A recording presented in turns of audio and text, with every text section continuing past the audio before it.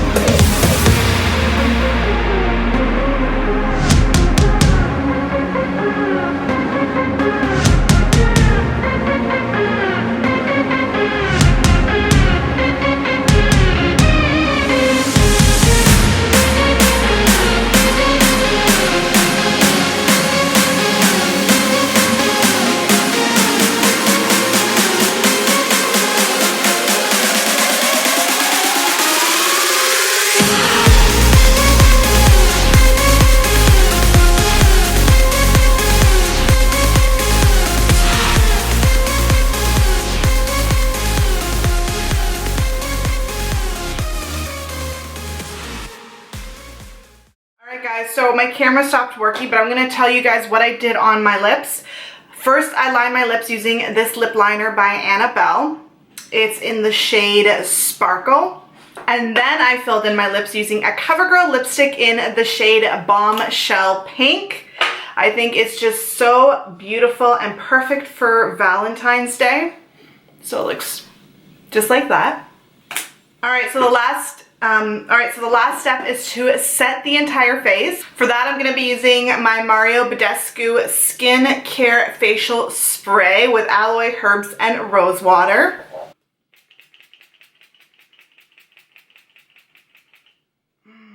Alright, I'm going to quickly go change my top, put some these really cute earrings that I have for Valentine's Day, and I will be right back. Alright guys, that comes to the end of today's makeup tutorial. I hope you enjoyed watching it. So this is definitely my first Valentine's inspired makeup look. I don't know if I'm going to do another one before Valentine's comes. If I don't make another one, I definitely love how this one came out. Anyways, that is all I've got to say for today. Thank you so much for watching, and I'll see you in my next video. Mwah! Bye!